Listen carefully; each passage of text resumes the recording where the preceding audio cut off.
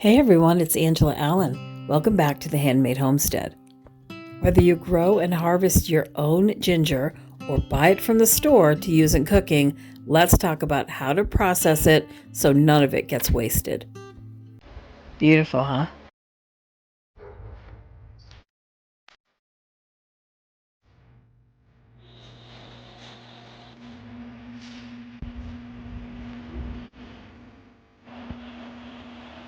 Growing ginger is actually very easy. You just buy a couple of hands, that's what these are called, these rhizomes, break them up into growing points, stick them in some dirt, water them. It takes a really long time to go from plant to harvestable rhizomes, but it is easy to grow as long as you have a lot of heat and you provide it with some moisture. And there's a bonus to growing your own. Not only does fresh ginger taste a lot stronger and a lot better, you can break off those pieces and keep growing it, but the ginger greens, they grow like a frond almost, get quite tall, 4 or 5 feet. You can actually cut those up, dry them or dehydrate them and use them for tea, which I quite often do. But I have plenty of tea leaves dehydrated, so I really didn't put the time into growing ginger this year. I'll do that again next spring, but not this year. I did buy this at the grocery store.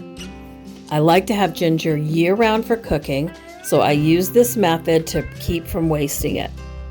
It will last in the crisper drawer in your refrigerator for a couple of months if you keep it fairly dry. On the counter, you've really only got a week or so. And you can chuck the whole rhizome into a plastic bag and freeze it, pull it out of the freezer and rough grate it from frozen to use it in dishes when you're cooking. But it does kind of make a mess and go all over the place, so I prefer this method. I literally wash the ginger and break it up in big chunks, or if it's kind of tough or stringy, I do cut it into chunks. I throw it into my NutriBullet and I puree it until it is absolutely pureed like applesauce. You probably want to stop it a couple of times and shake it, and you definitely need to add a couple of tablespoons of water. Add as much as you need to get that applesauce consistency.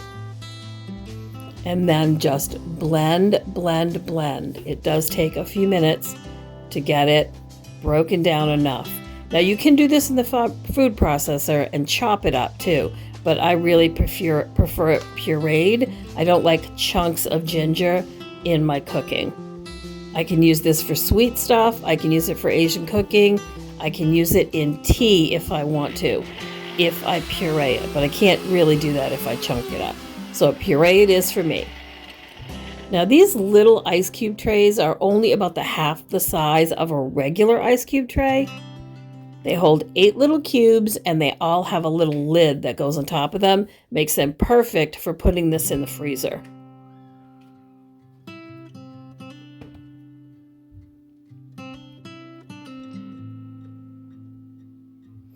These NutriBullets can be really loud, but I just can't beat a NutriBullet. It stores well because it's not too big.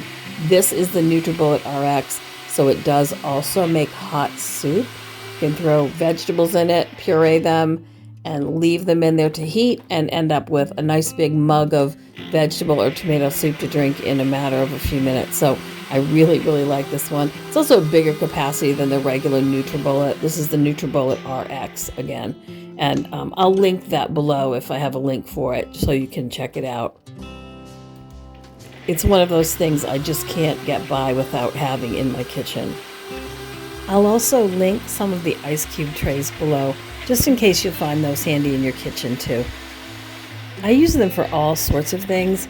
I do frozen herbs in olive oil in them, pureed garlic in them like that, all kinds of little things like that, just for extra sauces or butter, like if it's a compote butter that's got herbs in it, like an herb butter. So they're really a handy little thing. And you don't have to put them in the freezer. You could do like flavored cheese cubes or flavored butter cubes, put them right in your refrigerator to pop out and use separately too. It's kind of funny, but I use them pretty much for everything except ice cubes. We do have an ice cube maker, but it's kind of funny. They've never been used for ice cubes. They're super handy.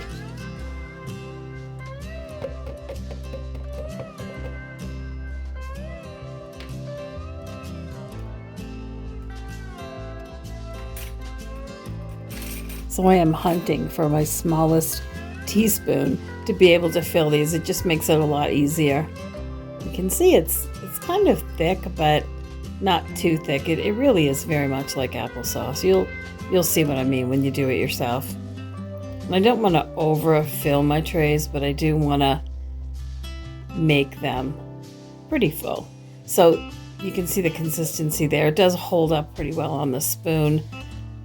I don't want too much water. Just too much water gives you a lot of water crystals, and things don't really last as long as the freezer, but I will use these pretty quickly. I think altogether, by the time I was finished, I did these 3 trays, and I did it another tray or 2 of it. I did probably 36 or 42 cubes or something. I did quite a few of them. I did end up doing 2 batches. That big piece of ginger I showed you actually made, like I said, I want to say 5 maybe of these cubes. Yeah, and I think there's 8 per cubes. Per tray, so that's 40. And like I said, I just throw these in a pitcher of, if I'm making a pitcher of tea or even a cup of tea and I want it strong, I'll just throw a cube in there. I'm going to slide them around a lot, tap them on the ground, on the counter. I want to get all the air bubbles out just so they are even and dense, because they'll freeze better. So I do a lot of shaking them around and tapping it on the counter and all of that until I feel satisfied that there's a pretty even amount that I'm looking for, and that there's no air bubbles or empty spaces.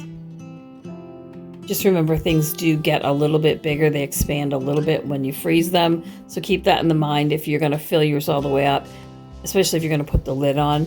And I do put the lids on because I just stack them when I put them in the freezer and let them freeze all together. So we got these filled and put in the freezer. Now a few hours later, we're going to pull them out and I'm going to unmold them.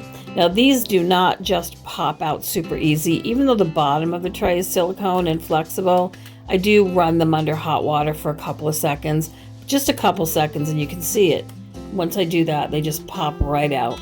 And I put them right into a freezer bag and toss them right in the freezer for meals and tea and drinks. If I'm going to do like a smoothie, I can throw them in that. Now these are pretty full cubes. The second batch I did, I actually even did them smaller, so they were even half the size of these. And these aren't a full cube either. These are like 3/4 of a cube, this first batch. But the second batch is only like 1/4. So I got plenty of cubes. They'll label the bag, throw them right in my upstairs freezer so they're handy, and I don't have to worry about throwing away or wasting any of the ginger at all. It will all get used up. Well, that's it for today's video. Thank you so much for spending some time with me. It is much appreciated. I'll stick a link right here for another video that you might find interesting. Enjoy it. Thanks again, and I will see you next time.